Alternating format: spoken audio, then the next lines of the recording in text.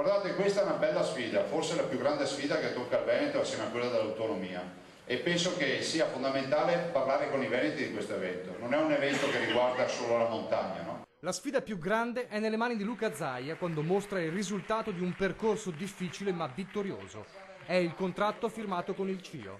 Dopo aver mostrato il video del momento cruciale, in un palazzo Balbi a 5 cerchi c'è il momento dei ringraziamenti. A tutta la delegazione, certo, ma in primis alla gente. Ringraziare i veneti, perché comunque hanno creduto a questa folle idea, no, di candidare Cortina e di crederci fino in fondo. Ma è anche il momento di ricordare quanto sia stato complicato questo cammino. Vi ricordo le difficoltà iniziali con il governo, il tema del fatto che comunque il comune senso del pensare rispetto a certi ambienti è quello che l'Olimpiade è spreco, e quindi abbiamo costruito un dossier che è assolutamente tranquillizzante nei confronti di tutti. Quando vedo ad esempio qualcuno che anche in queste ore, pochi, ma c'è sempre qualche kamikaze, che dicono ma gli sprechi, ma le ruberie, ma l'ambiente, vi ricordo che il nostro dossier, ditelo con orgoglio, è un dossier low cost. Da soli contro tutti per buona parte di questa avventura, ma per Zaia le polemiche sono già il passato. Non ho nulla da dire, vengano tutti nel pullman delle Olimpiadi, è pieno di posti.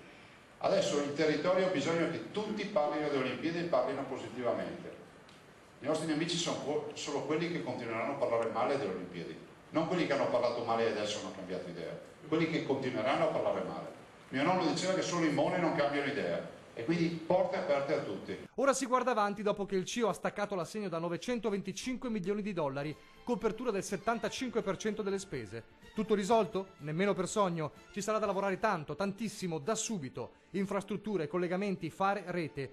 Entro un mese e mezzo, annuncia, si chiude la partita della governance, la macchina che gestirà i giochi, e Zaia avverte. A noi non interessa che che diventi un cimitero degli elefanti, che arrivi gente che non, magari, come si può dire, politici di ritorno, altre robe, di questo vi garantisco io che non li vedete su queste strutture. Ci servono manager con visione industriale. Le stime parlano di un appuntamento che produrrà una ricchezza accumulata di 2,3 miliardi nell'arco di tempo 2020-2028, con possibilità di ricavi che si estendono fino a 3 miliardi di euro per Milano e Cortina. Insomma, vogliamo ridare look e visibilità e appeal a questa montagna veneta che ha, ma deve ancora fare un salto di qualità migliore nell'interesse della gente di montagna. Dalla montagna veneta se ne vanno ogni anno migliaia di persone dalla provincia di Belluno, e penso che questa sia la cura da cavallo per la montagna veneta. È inutile stare lì con carezze con i guanti per non servono niente o con le pacche sulle spalle. Sfida dura, ma che si deve giocare.